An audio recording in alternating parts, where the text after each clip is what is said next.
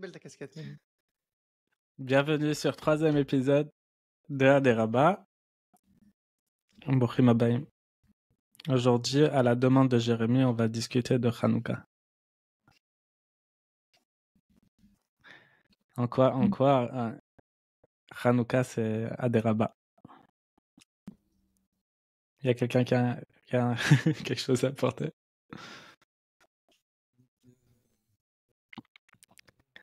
Je cherchais une vanne sur les beignets, mais Mais non, mais tout Hanouka, c'est Aderaba. Tu peux redéfinir ce que c'est Aderaba pour nos auditeurs qui viennent de nous rejoindre. Ben, on n'a pas une définition simple, c'est pour ça qu'on fait un podcast. Non, mais ça, mon... Arriver à faire, à transformer du tout au tout. Quand on avait commencé le podcast à l'époque, t'avais dit une phrase magnifique, c'était le Yehush d'Ikdusha. Que Afal Pichen, genre j'ai toutes les raisons de penser que je suis foutu. Je fais Yehush sur ce Yehush, quoi. Et du coup, je vais à contre-courant. Ouais. Donc à l'époque, les Heshmanaïm, ils ont Bémet fait Yehush. Et les Maaseh, c'est parce qu'ils n'ont pas fait Yehush qu'ils ont été sauvés. Il dit, il y a le Yikoto Alachot, il dit ça. Il dit la marloquette Bet Hillel ou Bet Shammai, c'est pour l'allumage des bougies. Il y a une marloquette entre comment allumer les bougies de Hanouka entre Bet Hillel et Bet Shammai. Mhm. Il y a Bet Shammai, il dit on commence le premier jour. Alors, il y a la fiole d'huile qui a duré pendant 8 jours. Alors, le premier jour, on va allumer 8 bougies. Et après, cette même fiole, elle a duré 7 jours. Donc, donc fait 8, 7, 6, 5, 4, 3, 2, 1. On va en diminuant. On part de 8 et on va en diminue. diminuant, on dit, parce que la fiole du premier jour, elle a duré 8 jours. Et donc, c'est un miracle de 8 jours. Donc, il faut 8. Et Beth Hillel, il dit non, on commence à 1 et après on fait 2, 3, 4, 5, 6, 7, 8. Et il dit que cette marloquette-là, en fait, à son sens profond, c'est la marloquette qu'il y avait entre Yosef Hatzadik et ses frères. Parce que tous les frères de Yosef, c'était tous des tzadikim, et Yosef aussi, c'était un tzadik. Mais il y avait entre eux une marloquette fondamentale. Et dire Rabbi Nathan, c'était sur quoi elle était la marloquette? C'était sur le comportement à avoir avec les gens qui sont tellement loin de la Torah que d'après le din, d'après la loi stricte, on ne doit pas les rapprocher de la Torah. Donc, comment se comporter avec eux? Et le Beth Hillel, il dit, non, Beth Shammai déjà, il dit quoi? Il dit les gens qui sont tellement loin de la Torah que d'après le din, on ne doit pas les rapprocher. Il faut comprendre déjà qu'est-ce que ça veut dire. D'après le din, il y a des gens qu'on ne doit pas rapprocher. C'est que il y a des gens qui sont tellement éloignés que tu te mets toi-même en danger en te rapprochant d'eux. Donc d'après la halakha, tu n'as aucun intérêt à les rapprocher et tu ne vas pas te mettre en danger pour les rapprocher eux. Et le Bet Shammai, il dit Pochet veoler. Tu vas aller et réduire la lumière. Ça veut dire que la lumière de la Torah, tu dois leur cacher et tu dois les éloigner. Ça, c'est la shita de Bet Shammai. Et moi, j'étais étonné. Nous, on connaît plus la shita de Bet Hillel aujourd'hui. Mais j'ai déjà eu des conversations avec des gens qui me disent c'est leur shita. Une fois, quelqu'un il m'a dit comment ils font les Chabad pour mettre les téfilines aux gens dans la rue. Genre, il dit je vais me salir les yeux pour pouvoir mettre les téfilines à un type qui met pas les téfilines. Et que Bémet, il y a des gens, c'est leur shita, c'est même pas des gens, c'est le mainstream en fait de la Torah, qui sont du côté des frères de Yosef. ils vont pas faire cette chose-là, ils vont pas aller vers l'autre pour les rapprocher. Et au contraire, leur chita, c'est d'éloigner et d'enlever les, comment on dit en français, non, les pommes pourries, ils les enlevaient j'ai jamais entendu ça. J'ai toujours entendu que, par exemple, l'ADA des Mitnagdim, c'était de ne pas dévoiler les secrets de la Torah aux paysans. Ouais. Mais de les éloigner, j'ai jamais entendu ça. Non, c'est éloigner la lumière. Ouais, excuse-moi, je m'ai exprimé. C'est pas on va pas les repousser, les éloigner eux-mêmes physiquement, mais éloigner la lumière, qui est la lumière de Hanouka, qui est les sodot de la Torah. Il faut leur cacher et il faut pas leur dévoiler. Et donc c'est du côté de Beth Hillel. Lui, il dit quoi? Il dit non. On va regarder les Nekudot Tovot, le petit peu de bien qui leur reste, et à chaque fois on va rajouter jusqu'à ce qu'on va pouvoir leur révéler tout et les ramener vers la lumière. Et heureusement que tu as dit ça, c'est exactement ça, c'est qu'en fait on parle des secrets de la Torah. Et là, il y a une grande marloquette. Est-ce qu'on doit révéler ces secrets de la Torah aux autres ou pas? Et donc, tous les côtés de Beth Shammai, ils sont complètement opposés. Et c'est aussi la marloquette qu'il y a eu. Il dit Rabbi Nathan, il dit toutes les marloquettes qu'il y a entre les tzadikim, c'est de ceux qui sont du côté de Beth Yosef et de ceux qui sont de Beth Shammai. Beth Hillel et Beth Shammai. Beth Hillel. J'ai dit quoi? Beth Yosef? Ah, Beth Hillel et Beth Shammai. En fait, ce qu'ils n'arrivaient pas à comprendre, c'est que la grandeur de Yosef, c'est qu'il avait la capacité de faire des tzimtzumim, c'est-à-dire de descendre des concepts qui sont en fait de la Torah cachée dans des choses tellement simples que en fait on se rend même pas compte qu'il parle de ça. Et il dit dans Bereshit, non pas dans la paracha Bereshit, c'est quel paracha où il dit Yosef ben, je sais pas, ça sera Vayeshev Yaakov, que Yaakov, et lui, ce qu'il faisait, c'est qu'il était Megayer Gerim, non? Be'eretz Megoré Aviv. Il a écrit que dans le Rashi dit qu'il était Megayer Gerim. Et Yosef, il faisait la même chose que son père, c'est-à-dire le travail de son père, c'était de faire des Gerim, de rapprocher les gens. Ouais, à l'époque, c'était de la conversion, mais en fait, c'est la même chose que rapprocher les gens de la Torah, quoi. Et Yosef, il faisait la même chose. Et comment il en est arrivé là? Parce qu'en fait, comment il faisait pour rapprocher les gens? Il leur a amené il faisait des tzimtzumim pour leur dévoiler la lumière à leur niveau. Et il dit qu'il était Nahar et Bnei Bila et Bnei Zilpa. Donc Yosef, lui, pourquoi ils sont rentrés dans Machlokot contre lui? Pour le fait qu'il était Nahar, c'est-à-dire sur quoi Nahar? C'est-à-dire il faisait des maaseh Naharut. Il se comportait comme un jeune ado et il traînait avec les Bnei Bila et Bnei Zilpa qui étaient les fils des Shfachot. Les fils des servantes un peu rejetés.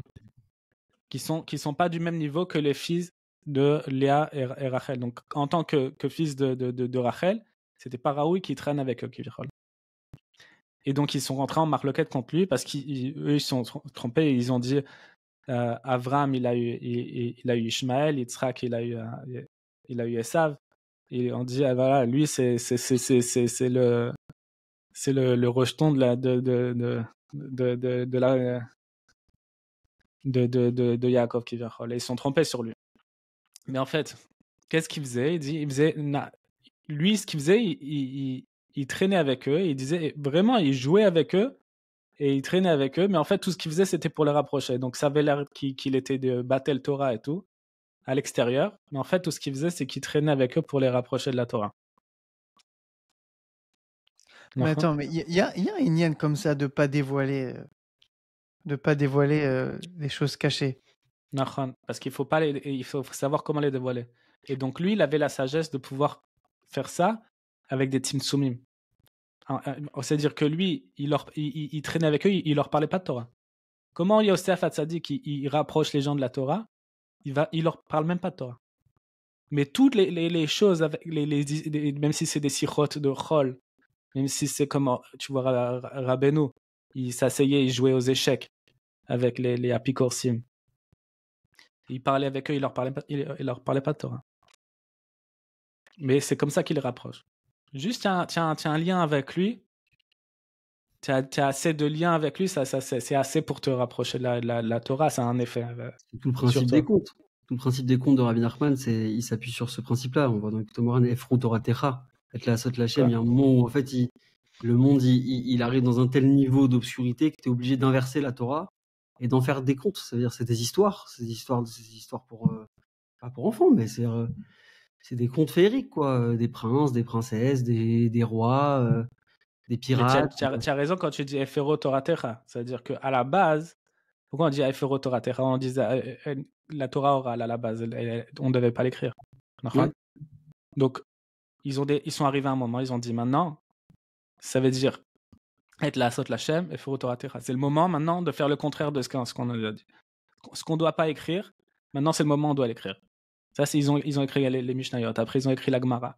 Et après, ils ont écrit les secrets de la Torah, ils ont été écrits. On a eu le Zohar HaKadosh, après il y a eu l'Arizal, et après il y a eu le Chassidut, après il y a eu Rabbeinu. C'est-à-dire que plus on va, plus la génération elle descend, plus on doit révéler des choses qui devaient pas être révélées. Et donc c'est exactement pour ça. Être là à Sot Lachem, c'est le moment de faire pour Hachem et faire au Torah Terra. C'est-à-dire, ils disent, c'est quoi faire au Torah Terra? Comme eux, ils ont fait le contraire de la Torah, c'est le moment de faire des rabats. Plus ils cachent la Torah, plus on va la révéler. Mais le point de conflit entre ces deux écoles-là de pensée, c'est d'un côté, on se dit on peut pas le faire parce que c'est dangereux. C'est-à-dire que la personne même qui rapproche, elle se met en danger en faisant ça, en descendant aussi bas. Ouais. Donc le point de conflit, il est pas sur la méthode, il est sur le fait qu'on ne croit pas suffisamment dans la capacité de l'autre à le faire. En fait, on rejette le fait qu'il y a un tzaddik, il y a un enfant qui est c'est ce qu'on appelle les Yerid Dorot. Ça veut dire qu'il y en a un qui est unique en son genre et qui, lui, a cette capacité à la fois de descendre et de monter.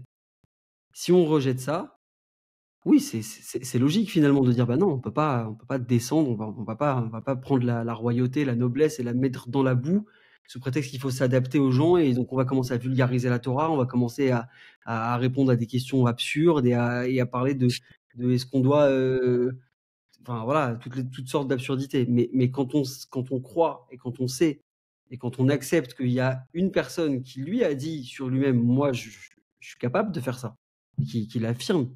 En fait, le point de conflit, il est sur à quel point on croit dans ça. Et Yosef, il vient avec des déclarations. Avant de commencer toute cette entreprise-là, il vient en leur disant, j'ai fait un rêve, j'ai vu l'avenir, j'ai vu ce qui va se passer, je règne sur vous, je suis au-dessus de vous. Mais il y a un rejet de ça. Il a dit c'est le Ben Meller. Et déjà, pourquoi tout a été caché? Pourquoi Yosef, la grandeur de Yosef, elle a été cachée? Comment ça a commencé? Bémet, ça a commencé avec la paracha de la semaine dernière, avec Lavan.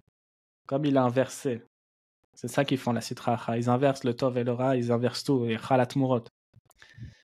Comme Lavan, il a donné Léa avant Rachel. Et donc, Yosef, il devait être le Bechor, il devait être le premier-né. Et il devait être avec Rachel. Comme il a inversé, donc il n'a pas été le premier-né. Et donc, c'est toute l'histoire du Ben Meller qui a été échangé. Et donc, ils ont pas reçu. Tout le problème, c'est qu'ils n'ont pas reçu la supériorité de Yosef. Ils ne sont pas annulés à Yosef. Mais donc, c'est pour ça que Yosef, il est tombé en Mitzrayim. Il a été jeté en Eved, Bémet, c'est-à-dire c'est le Ben Meller qui a été envoyé en tant qu'esclave. Il y a la même version avec Yaakov et Esav aussi. En fait, Yaakov sort avant, enfin, Yaakov sort après alors qu'il est conçu en premier. Il est obligé de racheter son droit d'aînesse et il est obligé de passer justement par Lavan, etc. pour récupérer la grandeur et toutes les brachot qui lui sont promises.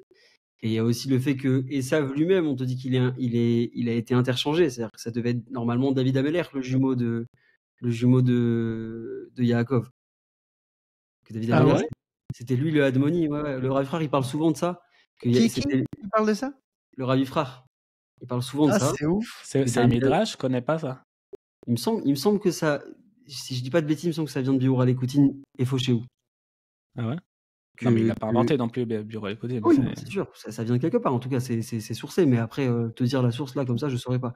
Mais que David Ameller, normalement, dans sa Maout, c'est le jumeau de Yaakov. C'est-à-dire, Akol Kol Yaakov et Yadim Yedé Esav, normalement, c'est dit sur 2 personnes distinctes. Ça veut dire que cette dualité-là, elle était réunie en une seule personne qui était le fils, les enfants d'Yitzhak, c'était David et Yaakov. Mais il y a une inversion qui fait que finalement la rougeur de David, elle va passer dans Esav, qui lui va aller vers d'autres chemins. Et David était censé du coup être le mari de Léa. On avait les 2 shrinot, quoi. On avait d'un côté le tikkun Rachel, tikkun Léa. Yaakov pour Rachel et David pour Léa. Mais là aussi, il y a une inversion. Les Chalat Mourot, c'est pas les d'inversion dont il parle Rabbeinu, c'est qu'ils viennent et qu'ils mettent en fait le Ben Meller, c'est-à-dire l'élu, ils le mettent en une position où tu vas devoir maintenant travailler pour revenir à ta place initiale. Et tu y es pour rien. C'est comme ça. C'est pas de ta faute. C'est une inversion qui fait que ce monde-là, c'est un palais inversé. Ce monde-là, c'est un miroir déjà qui inverse tout. Ah, c'est ouf parce que c'est miroir sur miroir. C'est l'inversion, elle est. C'est Inception le truc. Ça s'arrête plus. Non, mais mec, lui qui Dans s'inverse avec tous les Lavan, aspects, tout est ouais. Donc c'est un c'est pour ça truc qu'il de y a Yosef, il est tombé. Mais Yosef, il dit Atem chashavtem lera, Hashem chashav letova. C'est-à-dire même le fait qu'il a été inversé, que Yaakov, que Yosef il est tombé, lui, Yosef, il voit que le tov. Il voit comment Dafka Aderaba, le fait qu'il a été tombé, ça a fait qu'il est devenu un roi et ça a mis tout en place pour que le rêve il s'accomplisse. Qui se sont annulés à lui et qu'il a pu être Mefarnes. Et tout ça, c'était une préparation pour la Géoula. Et comment on arrive à Hanouka? Donc, à Hanouka, c'était une période très, très sombre avec les Grecs qui prenaient le dessus et ils se sont pas levés contre le Ham Israël, ils se sont levés contre la Torah. C'est-à-dire, et c'est très intéressant de voir que une des xérotes qu'ils ont fait, ils en ont pas fait énormément, mais une des xérotes qu'ils ont fait, c'était qu'ils ont interdit de faire Rosh Chodesh. Mais ça veut dire que tu vois le Ham Israël et tu dis je vais me lever contre la Torah et tout, et tu penses pas genre ils vont se mettre à s'attaquer à Rosh Chodesh. Mais en fait, il t'explique quoi dans les le xérotes? C'est la Brit Mila, Shabbat, Limoud. Limoud Torah, il y a Shabbat, ils n'avaient pas le droit de faire Shabbat? Je sais plus. Non, la Brit Mila, c'est sûr. Il y avait aussi, il devait écrire sur une keren, sur une corne, un lichelek. Ouais. Il devait écrire qu'ils n'avaient pas de part dans l'Israël. Mais un des aspects, c'est Rosh Chodesh. C'est vraiment étonnant parce que c'est dire quoi faire Rosh Chodesh? Qu'est-ce qu'on fait aujourd'hui pour Rosh Chodesh? On fait une Seuda, mais c'est pas. On fait le Hallel et on fait. Bon. Mais il t'explique en fait que tout le concept de Rosh Chodesh, c'est ça le concept c'est la. Comment on dit? Il y a un mot pour ça. C'est l'antithèse de la sagesse grecque, de l'hellénisme. Ça veut dire que eux, comment ils s'attaquent? Parce qu'en fait, l'hellénisme, c'est le contraire de la Torah. Eux, tout leur but, c'est d'arriver à la perfection. C'est que tout soit parfait. Hein? Oui, mais pas forcément que ça. Eux, ils cherchent la perfection visuelle, la perfection dans les arts, la beauté, dans le sport. Pourquoi ils ont fait les Jeux Olympiques? Arriver à la perfection du corps. Et c'est quoi le concept des Jeux Olympiques? C'est que si tu n'as pas réussi à 100%, c'est-à-dire C'est comme si tu n'étais même pas venu, tu vois. Si tu n'es pas premier, tu es dernier. C'est ça le concept de l'hellénisme. De faire tout bien, tout parfait. Et donc, ils ont essayé d'implanter ça. Ils ont fait des gymnases en Eretz Israël. Ils ont fait des théâtres. Et il y avait une grande marloquette à l'époque entre le Ham Israël, ceux qui étaient hellénisants et ceux qui étaient contre. Il dit, ceux qui ont décidé, ouais, c'est bien, ça va nous rapprocher, et ceux qui s'opposaient complètement. Et maintenant, il y a un grand chidouche, c'est que quand après qu'il y a eu la guerre avec les Maccabéim, ils sont retournés dans le Beth Amikdash, ils ont trouvé qu'une seule fiole qui a pas été impurifiée. Il y a une question très connue qui est, ok, vous avez allumé une bougie qui devait durer, une fiole d'huile qui devait durer 1 jour, et elle a duré 8 jours. Et on a fait la takana que maintenant on doit allumer pendant 8 jours, parce qu'il y a eu un miracle de 8 jours. Mais la question, c'est le fait qu'une fiole qui doit durer un jour, elle dure 1 jour, c'est en quoi il y a un miracle dans l'histoire? Tu devrais l'allumer 7 jours. Le premier jour, c'est pas un miracle. Nahon, tu connais cette question? Il y a quelqu'un, on m'a dit qu'il y avait même de l'avoir prouvé, ça fait partie du miracle du premier jour. Hein? Non, le fait même de l'avoir donc, prouvé. cette question-là, c'est une grande couchia. On m'a dit qu'il y a un type, il a écrit 99 réponses à cette question-là. Il y a un livre, c'est que 99 réponses à pourquoi on allume 8 et pas 7. Et Rabbi Nathan dit, il explique dans les Kota Halachot qu'en fait, le fait que le miracle, c'est qu'ils ont allumé une bougie. Le fait que ça brûle 8 jours, il dit ça, c'est normal. Mais le grand miracle de Hanouka, c'est qu'ils ont allumé une bougie. Et pourquoi? Parce qu'ils se sont retrouvés dans une situation, il dit Timu kol hashmanim. C'est-à-dire, ils ont tout impurifié. Et il dit, c'est quoi les shmanim? C'est le sechel, dans leur tête.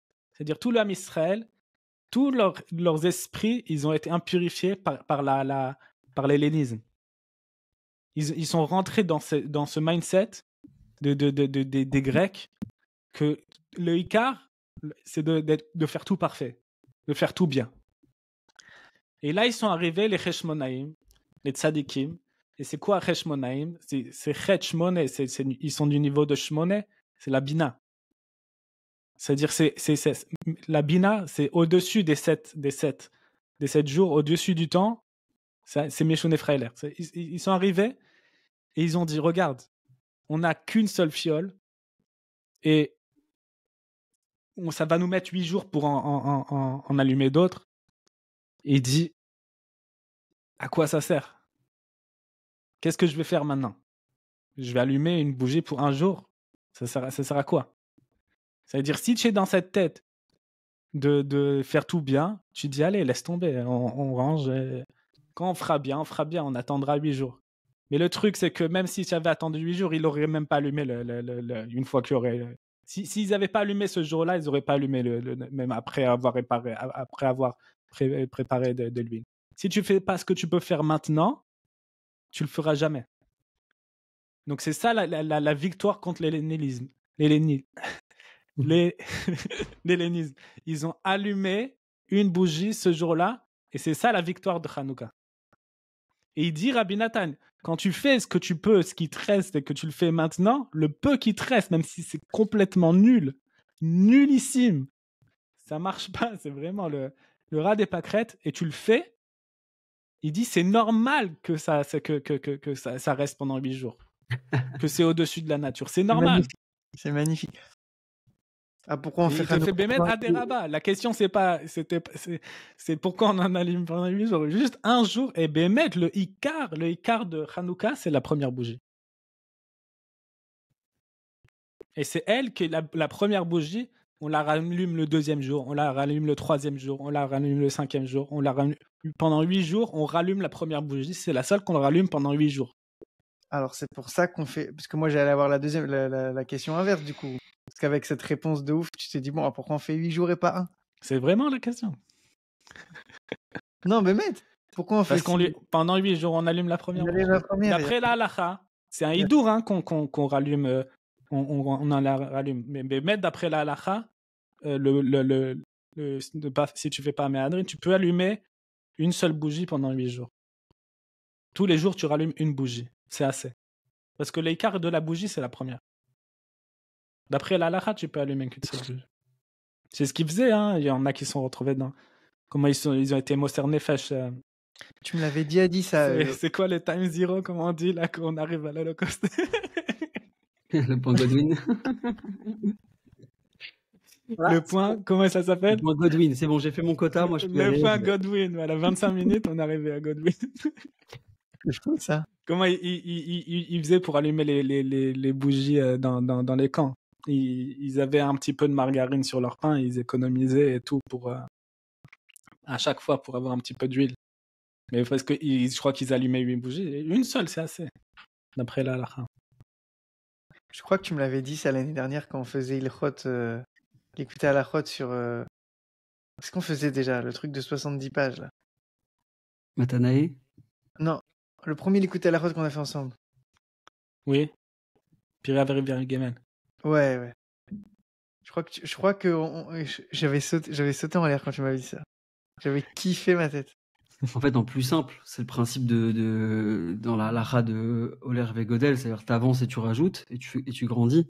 C'est ce que Rabbeinu Rav Natan, il répète. Combien il répète ça dans tous les Sfarim, que de une Nekuda Tova, même pourri, quoi. C'est-à-dire même d'un petit point, de là tu rajoutes, et c'est vraiment ce que tu dis. C'est-à-dire c'est l'inverse de l'hellénisme, de la pensée occidentale qui te dit en fait, tu peux faire 7 ans d'études de médecine, mais tu valides pas un examen où tu t'arrêtes une semaine avant la fin des cours, tu passes pas l'examen, t'es pas médecin. Ouais. On considère que t'es rien du tout. C'est-à-dire tu n'as aucun diplôme, t'as rien qui valide ta connaissance, rien du tout. Alors que la pensée juive, c'est justement l'inverse. Ça veut dire on te dit ce que tu peux faire, tu vas le garder éternellement. Le petit peu que tu peux concrètement faire, c'est ta porte d'accès à l'éternité. Donc en fait, oui, c'est une bougie, mais cette bougie-là, elle correspond à 8, parce que 8, c'est l'infini, c'est au-dessus du temps, c'est au-dessus du 7. Donc le petit peu que tu vas faire, combien ça peut t'amener loin? J'ai eu une discussion comme ça, je rentre un peu dans mon intimité avec ma femme, j'ai eu une discussion comme ça sur la peur de l'échec. Ce truc-là de dire, j'ai pas envie de passer un examen, ou d'une certaine manière, je me sabote ou je le repousse parce que je sais que je vais le rater. Par exemple, le permis de conduire, tu vois, ou le code de la route, des trucs un peu dans ce genre-là. Et tu te dis, bah, en fait, tant que je me sens pas parfait dans mes révisions sur l'examen, etc., je vais pas le faire. Pourquoi? Parce que j'ai peur de rater. Mais c'est pas grave. Et c'est ce que je te dis. C'est-à-dire, même si tu dis, ok, j'attends que tout s'aligne, tous les astres s'alignent, tu le feras pas. Parce que ça n'existe pas. Tu attends que tu te retrouves dans les bonnes conditions. Tout le temps, il y aura une raison pour c'est pas le moment. Et tu le feras pas après. Il faut que il a vécu cet instinct de Hadraba, là, dont on parle de Meshouné Freiler, cet instinct de renversement, de dire, bon, bah, à un moment, être là, saute la chaîne. Il y a un moment, il faut agir. Il faut, on retrouve ça même dans la Megillah. Kacher Avadeti. Eh ben, si je suis perdu, je suis perdu. Ça veut dire, à un moment donné, je vais au maximum de ce que je peux faire. Je me confronte à la réalité. La réalité dans Hanouka, par exemple, c'est que, bah oui, au niveau de l'hellénisme, ils ont eu tout le monde. Ils ont arnaqué tout le monde pendant 200 ans avant, en leur vendant que, mais c'est bien, vous allez vous moderniser, on vous amène des viaducs, on vous amène des théâtres, ça va, ça vous met un peu sur le devant de la scène. On a inculqué dans le judaïsme quelque chose qui est encore jusqu'à aujourd'hui, que on pourrait finir par croire qu'un bon juif, c'est un super goy, entre guillemets, tu vois, sans être péjoratif, mais ça veut dire, on pense que finalement, le juif parfait, c'est celui qui va réussir dans tous les domaines. Alors que le juif parfait, on lui demande pas de réussir où que ce soit, on lui demande d'être sincère.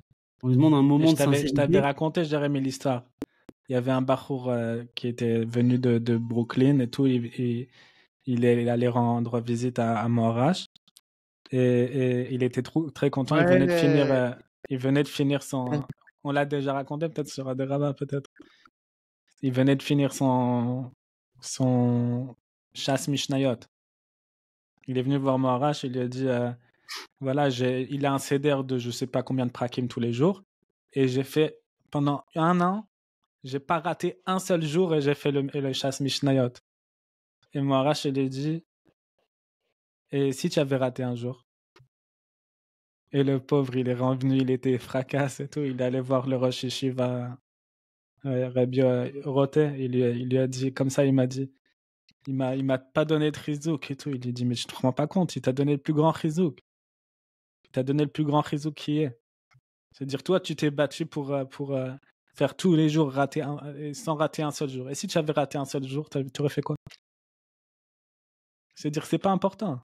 Un peu, mais c'est de là qu'avec Ça, c'est le plus grand chizouk. c'est un peu près l'histoire du Racham et du Tam, que le Racham il coupe tout le temps son cheveu en 1000 avant de prendre une décision et que Bassoff il arrive jamais à rien et que le Tam bah, il fait quoi. Et Bassoff il arrive à la vraie grandeur. Je te rappelle que je sais pas si non, je sais pas si j'avais raconté ça sur Aderaba que pendant c'est Dafka grâce à cette histoire sur le Moharash que tu as raconté que ça faisait presque je sais pas 8 ou 9 ans que je faisais Shnaim Mikram et que j'avais pas raté une semaine, tu vois. Et pendant l'année de la guerre, à partir de Shemot, Vaera comme ça, je commençais à être un peu latent. J'avais 1 semaine, 2 semaines de retard, 3 semaines de retard. Et à chaque fois, je rattrapais. Et j'étais dans un mécanisme de chaque semaine, je rattrapais la semaine d'avant. Et j'étais un peu en la race, tu vois. Je dis, non, je peux. Et je me suis rendu compte avec un petit bon effet, et grâce à ces histoires aussi, que j'étais plus en course vers le record. Genre, attends, je peux pas casser mon record. C'est impossible de casser mon record de 10 ans. Plutôt que de faire la mitzvah elle-même. Je me concentrais plus sur mon record, tu vois. En streak. Mais Béhémet. Et quand j'ai compris ça, et Dafka, c'est cette histoire. Avec cette histoire, j'ai dit, Béhémet, ça fait rien, quoi. C'est salvateur. C'est-à-dire le jour où tu comprends que c'est une stupidité, que tu es en train de courir après quelque chose de débile, et parce que c'est un petit ego, tu vois, c'est un petit, bah, c'est la beauté aussi. Dans ça, il y a une espèce de grâce, tu vois, il y a de la beauté. C'est vraiment l'hellénisme, c'est l'esthétisme, la perfection, l'athlétisme, la compétition. Ça fait 20 ans, j'ai mon CDR de Gomara, j'ai pas raté un truc, ton ego, il gonfle. Et en fait, tu peux assécher ton cœur complètement dans ça. C'est-à-dire que combien de gens se sont tués dans leur service divin à cause de ça. Je me rappelle, moi, j'avais entendu une histoire il y a quelques années, pareil, qui m'a sorti d'une folie mentale comme ça. C'est des tocs, en fait, hein, c'est une espèce de maladie mentale, c'est des tocs qu'on se rentre, qu'on nous a inculqués aussi, mais bon, qu'on a ingurgité avec plaisir à des moments. Mais ce truc-là qu'on m'avait dit que Rabbi Israël au dessert, qui est juste là, quelqu'un un jour l'a vu lire des Tehillim. Il lisait tous les jours des Tehillim, c'était son CDR comme ça, que Rabbi Nathan, Rabbi Nou, il recommandait de lire des Tehillim toujours c'était bon pour la Teshuvah. Et c'est un des premiers trucs que Rabbi Israël il a lu justement quand il a commencé quand il a trouvé ce fameux livre. Mais la personne qui était avec lui tous les jours, elle voyait, elle essayait de comprendre s'il avait un CDR particulier, un ordre de Tehillim qui peut-être était à l'origine de ses forces, de sa volonté, de sa jeunesse comme ça. Et il comprenait pas. Il comprenait pas du tout son CDR. Il voyait un jour, il disait Tehillim du 5e jour, l'autre jour, il disait Tehillim du 28e jour. Et un jour, il lui a demandé, il lui a dit, Rabbi Israël, il y a un CDR, il y a quelque chose, t'as des kavanot, t'as des intentions mystiques quand tu fais ça? Et il lui dit strictement aucune. Il dit rien. Je dis, je l'ai fait dans le désordre, parce que si je l'ai fait dans l'ordre, le Yetzirah, il va m'attraper sur l'ordre, parce qu'il connaît l'ordre. Donc moi, chaque jour, je fais des Tehillim. Le plus important, c'est que chaque jour, je fais des Tehillim. Alors, un jour, je fais le 5e, un jour, je fais le 6e, un jour, je fais le 10e. C'est fou. Tu sais, les Shir Shelium, Tehillim Shelium, quand tu finis le mois, t'as une. Enfin, moi, personnellement, c'est une gava, parce que moi, c'est très dur pour moi, les Tehillim de dire. Et parfois, j'ouvre pas parce que je sais plus à quel Tehillim je suis. C'est des mecs, quand j'arrive à finir le mois, je dis, mais waouh, je suis trop fort. Genre, j'ai réussi à faire 1 mois, 2 mois, 3 mois. C'est fou. J'ai mon marque-page. Et si j'ai pas le livre avec le marque-page, je n'ouvre pas. Incroyable. En fait, même, il y a tellement de mitzvot comme ça où on est testé sur l'échec en réalité. L'échec, ça va être un révélateur de qu'est-ce que tu as dans le cœur et de ta bonne volonté. Tu as ça avec aussi la mitzvah de Sfirat HaOmer. Moi, c'est un truc, je me suis mis ce leitmotiv de diffuser ça à tout le monde. C'est que on te dit, bon, tu rates la bracha un soir, tu peux la rattraper le lendemain matin, mais si tu l'as pas rattrapé le matin, en fait, dans la journée juive du soir au soir, alors tu fais plus la bracha. Entre guillemets, tu as raté la mitzvah de Sfirat HaOmer, tu as raté un jour, tu fais plus la bracha. On te dit, tu peux continuer à compter quand même. Mais c'est là où tu es testé. Ça veut dire que ta vraie Sfirat HaOmer, parfois elle commence justement quand tu as raté, que tu n'as plus aucun chiyuv de faire la bracha, tu n'as plus aucun chiyuv de compter, mais est-ce que tu vas continuer à compter quand même Et même sans bracha? Réchec, du coup, parce que tu te sens plus. Et t'as plein de gens qui te disent ouais mais j'ai pas la bracha, du coup j'ai lâché. Mais non, mais continue à compter, c'est pas grave que t'as lâché. On va voir justement où tu te trouves, où tu te situes par rapport à ça. Tu le fais pour le record, tu le fais pour dire j'ai investi, tu le fais pour quoi? Tu le fais pour le salaire de la maison ou tu le fais parce que non, il faut compter, tu vois. Et ça c'est salvateur parce que dans ce monde-là occidental, ça n'a aucun sens. C'est une stupidité, c'est une folie. C'est une folie, ça veut dire que Non, tu dis, mais les gens après, te faut regardent, dire que le CDR est important. C'est juste nous qui sommes devenus fous. Bien sûr, mais le CEDAR il est important, mais on nous répète tellement, tu l'as dit la semaine dernière, Nissim, Altir Sha'arbe qui tzidak ta'arbe. Ça veut dire, combien de fois Rabbi Nathan il te répète ça aussi? Ne crois pas que tu vas l'atteindre la perfection dans ce monde. Il y a une Torah de Rabbeinu sur ça, il te dit, on est Bassar Vadam. Ça veut dire, le Bassar Vadam, un être de chair et de sang, il peut pas sortir Yedechova, il peut pas appliquer la Torah de manière parfaite dans tous ses détails et dans tous ses recoins. Donc, sors-toi déjà cette folie de la tête et commence à te mettre plus dans des rangs de simplicité qui vont faire que tu vas pouvoir avancer. Parce que c'est pas une course, c'est un marathon. C'est-à-dire, ce qu'on veut voir ici, c'est l'endurance. C'est pas la rapidité, c'est pas dans un marathon, tout le monde a une médaille à la fin. Tu vois, peu importe si t'es premier, deuxième, troisième, c'est pas le plus important. Est-ce que t'as fait? Ah ouais? T'es au bout de la course. Ouais. Marathon, c'est un peu trop grec pour moi. Oui, pour le coup, c'est grec, c'est même à l'origine, c'est même Aman. Il me semble que ça vient même d'Aman, pour te dire. Mais dans le principe, dans l'idée, c'est que on cherche pas qui est le premier sprinter. Il y en a qui s'amusent à ça dans les marathons, mais on te dit, en gros, ta rapidité, ta perfection, c'est pas ça qui va te démarquer. Dafka sur le Tam, Shabbat, il y a quelqu'un qui m'a montré une histoire sur un tzaddik Nistar. Tu lis sa vie, le type, c'est l'histoire du Tam, mais c'est un truc de ouf. Il faut que je le retrouve, ce livre. Il y a un livre qu'ils ont publié sur les tzaddikim Nistarim à l'époque à Tel Aviv. C'est un... c'est génial. Oui, c'était un repère Tel Aviv des tzaddikim Nistarim, Dafka, là où on habite. Il y en avait plein. Et il y en a un, il s'appelait Yaakov. Je sais plus comment. Il avait un nom grec. Dafka, il était grec. Il était de Salonique. Tu as dit il y avait un capot qui s'appelait Yaakov avec un nom russe. Ouais, bah lui, il avait un nom grec. Donc il a un nom grec. Et le type, il a grandi à Salonique et il a été orphelin très tôt, je crois, vers l'âge de 6 ans, 8 ans. Il a été élevé par son grand-père. Et son grand-père, il faisait tous les soirs Tikkun Chatzot. Et donc lui, il a grandi en faisant toutes les nuits Tikkun Chatzot. Et toute sa vie, il a pas raté une seule fois Tikkun Chatzot. Et je sais, le type, il était pas du tout éduqué à part ça, hein, il faisait que ça. Dans la Torah, ils étaient des gens très très simples, vraiment. Et il est même allé à l'armée grecque. Il a été Moser Nefesh pour manger kasher. Limite, il mourait de faim. Et il voulait pas mettre le manteau parce il savait pas si c'était Shatnez ou pas. Donc il mourait de froid aussi. Et vraiment dans la pshitout, il était Moser Nefesh aussi dans la Gdusha pour la Shmirat Enaim et tout. Alors que c'était un juif simple. Et après, il a fait l'Aliyah. Il est arrivé à Tel Aviv. Maintenant, le type, il avait 40 ans. Et il n'était pas encore marié. Il a dit qu'il avait pas un rond et tout. Et il y a des rabbanim, ils l'ont aidé, ils lui ont trouvé une kala. Et même après être mariés, ils avaient pas d'argent et tout. Ils étaient limite ils étaient sans domicile, tu vois. Et je sais pas, il te raconte comme ça, il dit à 40 ans, il dit, mais lui, il connaissait rien. Et c'est sa femme qui lui a appris à lire. Il sait même pas lire, elle lui apprenait des halachot, parce qu'elle connaissait des halachot. Et donc lui, il apprenait avec sa femme elle lui apprenait les halachot.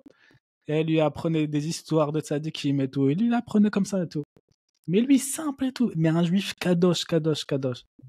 Et il a commencé à parler avec des tzadikim comme ça de Tel Aviv.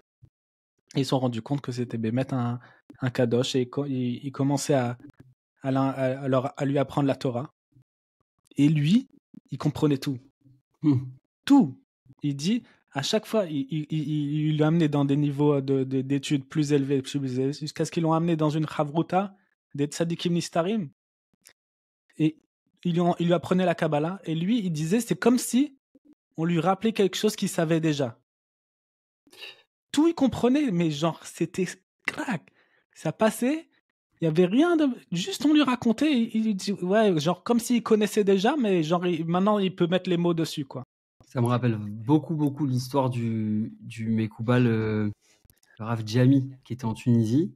C'est une histoire franchement similaire. C'était quelqu'un qui était très simple, qui n'était pas du tout dans la Torah ni quoi que ce soit, qui était commerçant. Il me semble même qu'il était, je sais pas s'il n'était pas cordonnier d'ailleurs, ou en tout cas dans le textile. Et il travaillait très tard le soir, il travaillait très tôt le matin aussi. Il n'avait pas beaucoup de temps.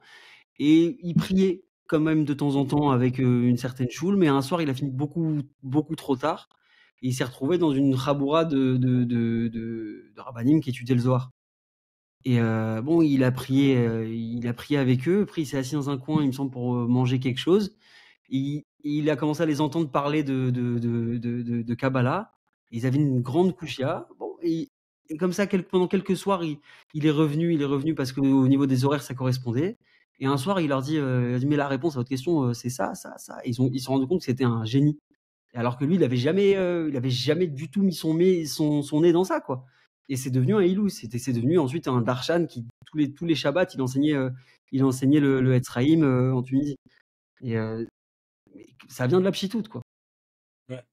Mais tu vois la photo du type, il est avec sa petite moustache comme ça, et tout, il est rasé et tout. Un juif, il connaît rien.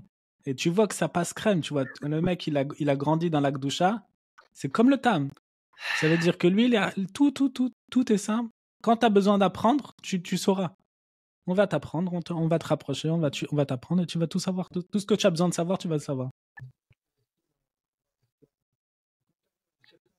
Pardon, le micro. On t'entend pas. Avec la lumière et tout. Là. J'ai étudié la semaine dernière dans le Bal à Soulam que quand tu arrives à un certain niveau de sincérité et comme tu as dit Manu, c'est quoi le mot que tu as dit en français? Sincérité? Tout à l'heure.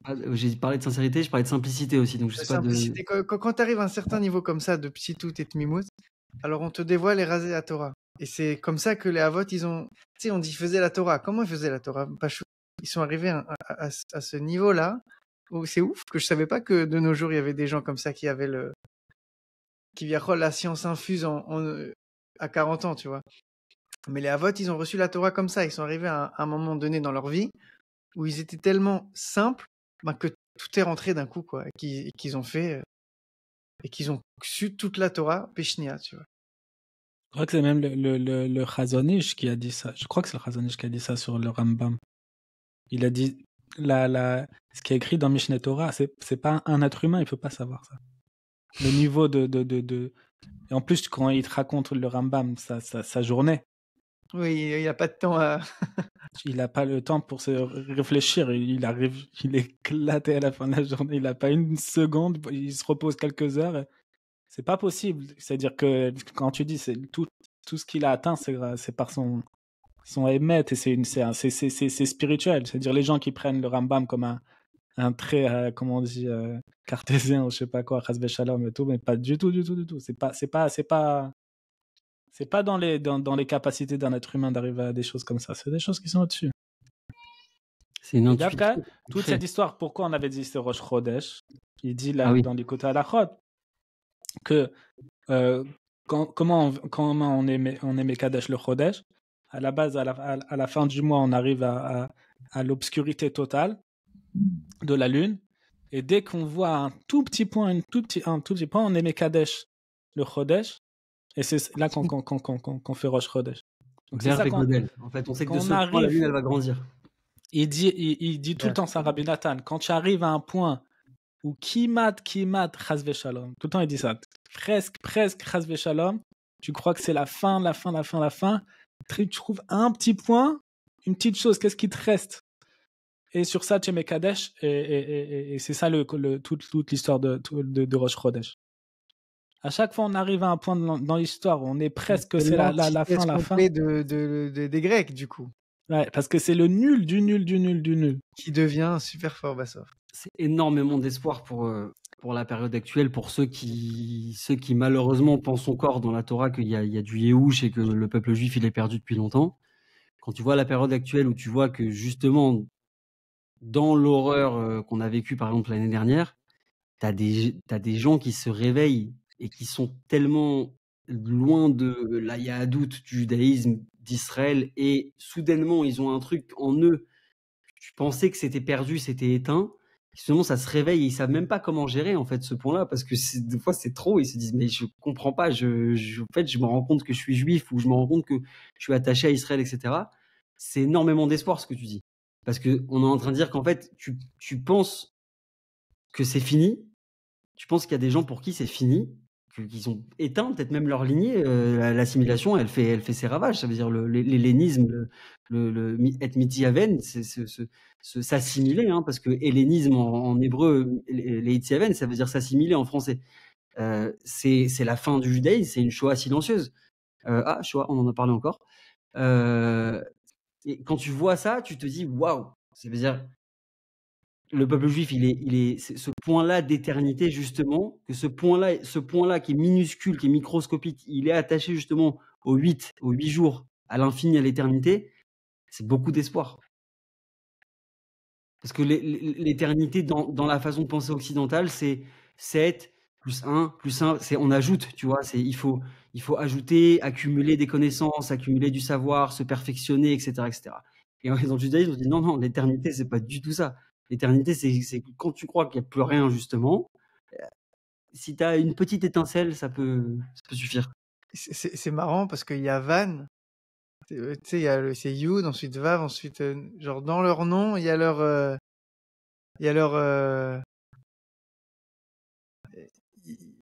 Dans leur nom, il y a ce qui les contre. Tu vois, d'abord tu prends le Yud, il est petit, ensuite tu prends le Vav, il grandit un peu, après tu prends le Nun. Alors que eux, c'est tout l'inverse. C'est ouf. Bah, en fait, Yavan aussi, si tu le mets dans l'ordre, ça fait le podium hein, des Jeux Olympiques.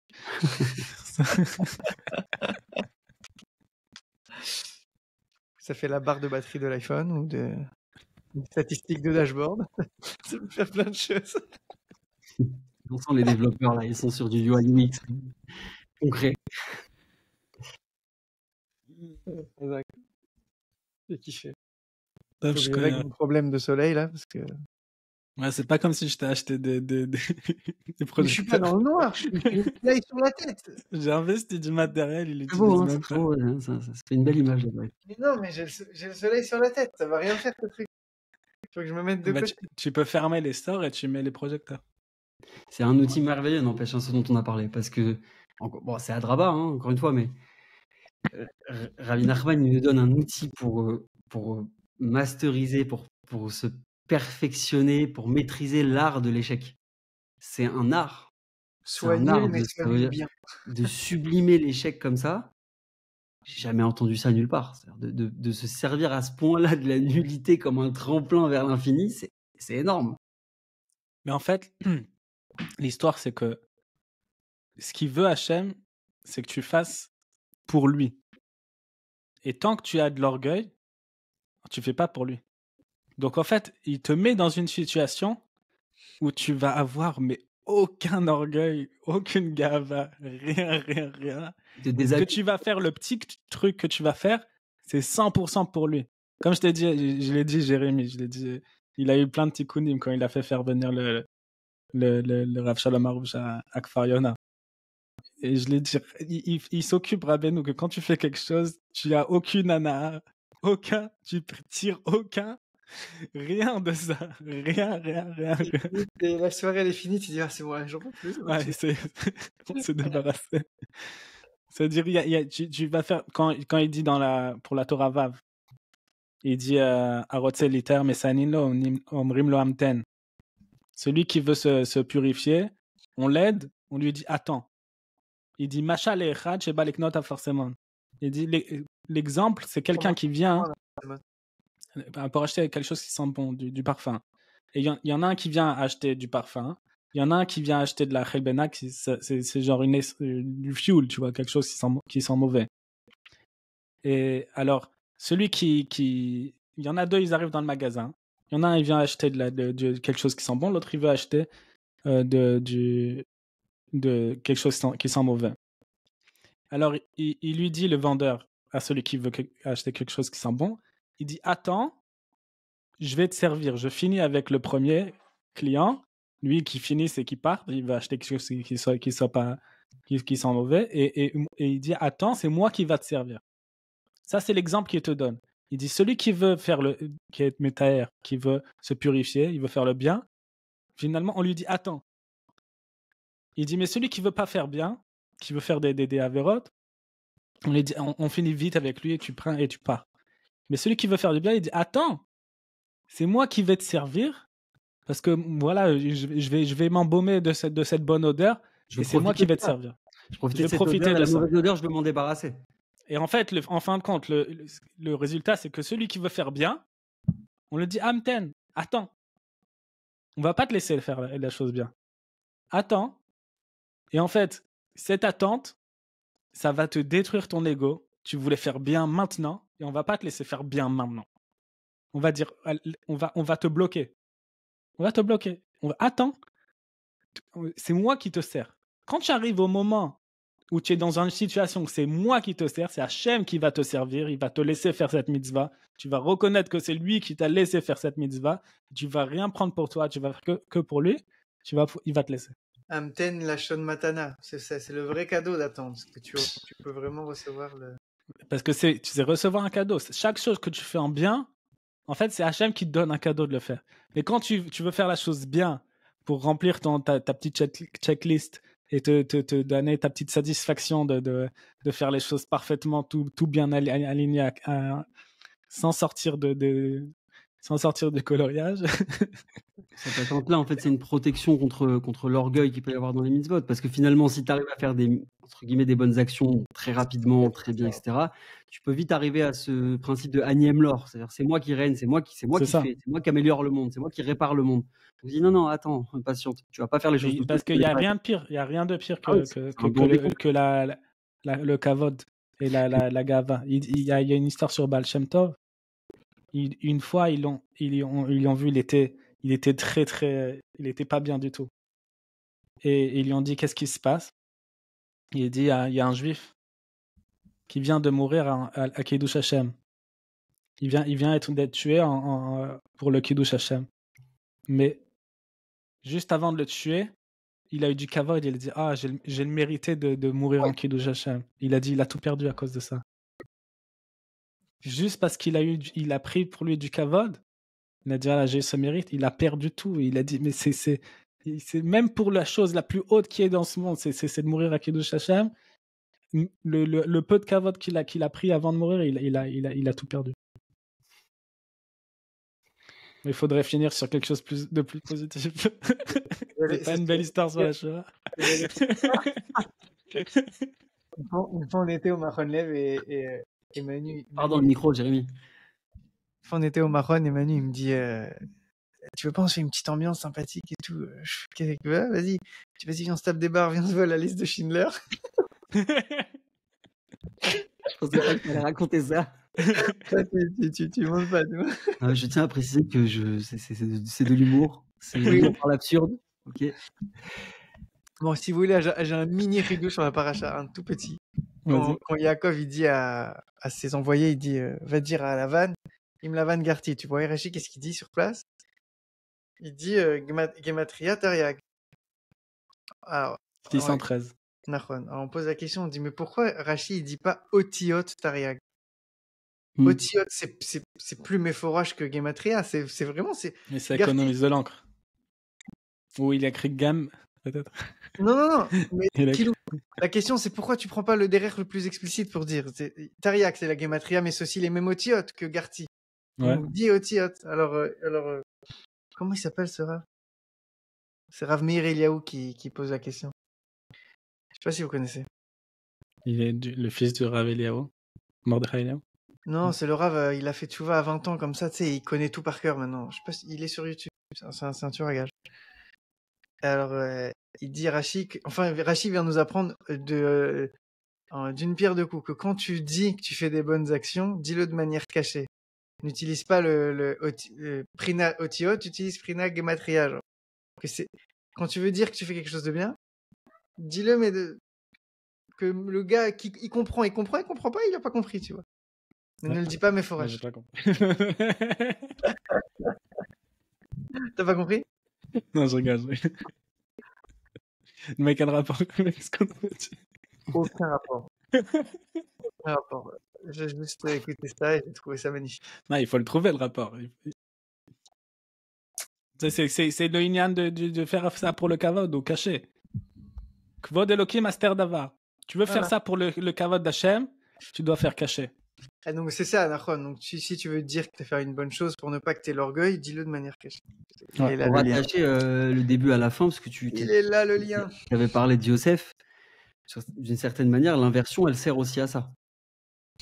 Ça veut dire, si le but c'est que le fils du roi il prenne le pouvoir, s'il le prend directement, il y a un risque qu'il se prenne pour Dieu. Et en fait, il faut que le petit luminaire, il reste un petit luminaire, qui brille autant que le grand luminaire, que la lune, elle brille autant que le soleil, mais il faut qu'elle reste la lune. Et le fait que les tzadikim, ils doivent passer par cette inversion-là, le fait que Yosef, on doit le dépouiller de tout ce qu'il a, et principalement, on le dépouille de ses vêtements, on le dépouille de sa grandeur, de tout ce qu'il peut avoir, parce qu'il grandit comme un fils de roi chez son père. Il est considéré comme un fils de roi. Mais on le dépouille de tout ça, on le fait passer par l'enfer, par l'esclavage, par l'Égypte, par tout ça, pour que, est-ce que malgré tout, ça va rester à l'épreuve? Est-ce que ta volonté de faire le bien pour Hachem, ça veut dire de ramener les gens vers la vérité et de donner à manger au monde et d'aller chercher les gens les plus bas dans les endroits les plus bas, est-ce que tu es prêt à le faire? En gros, j'ai entendu cette histoire de Rabbi Shlomo Karlibar, d'Afka le jour de son Yortzai, il y a quelqu'un qui racontait ça, qui lui avait demandé, parce qu'il avait beaucoup de controverses sur lui, etc., sur le fait qu'il descendait vraiment en dehors du cadre des halachot parfois pour aller chercher des gens et pour les toucher, pour leur parler, pour les réveiller un petit peu. Donc, quelqu'un qui lui a demandé, quelqu'un qui lui a dit mais comment tu fais ça de manière amicale, mais qui lui a dit mais comment tu fais ça, toi et moi on sait que c'est pas dans les règles de l'art. Et il lui a répondu comme ça. Il lui a dit il y a beaucoup de gens qui veulent mourir al Kiddush Hashem, entre guillemets, parce que c'est grand de mourir al Kiddush Hashem. C'est grand d'être prêt à se sacrifier pour Dieu. Il dit moi je m'en fous de mourir al Kiddush Hashem. Moi je suis prêt à vivre al Kiddush Hashem. Si je dois passer par le Gainam pour le kavod d'Hashem, eh ben Kacher avadati avadati. Si je suis perdu, je suis perdu. Bon, combien on est à être capable de faire ça, je sais pas. C'est pas ce que je suis en train de dire, mais il y a un niveau dans ça qui nous apprend aussi à ce qu'on disait la semaine dernière déjà, à pas juger, parce qu'on sait jamais ce que la personne elle vit, et le niveau de sacrifice, ce sacrifice, qu'on s'attende pas à ce que ce soit Hollywood, où en fait on nous montre avec un certain angle de la caméra que la personne elle est d'une certaine manière, ou qu'elle va pouvoir en tirer une petite gloire. Si la personne elle doit descendre pour aller faire du bien, elle descend vraiment, et c'est ce qui se passe à Hanouka. C'est une vraie chute, c'est une destruction, la destruction du Beth Amikdash quand même. Et c'est un niveau de destruction dans le peuple juif. Mais il faut arriver justement dans cet endroit-là, dans l'endroit le plus profond, pour espérer remonter. Donc ça fait partie du chemin. Et Yosef, d'ailleurs, c'est lui, c'est le Ben Meller qui a été Omed dans le Inyan de Mishne Freller. C'est l'incarnation de Mishne Freller. Parce que quand tu dis, il est tombé de sa royauté, le plus bas, et dans sa cellule, il y a le Midrash, il dit, tous les jours, il dansait. Tous les jours, il dansait dans la cellule.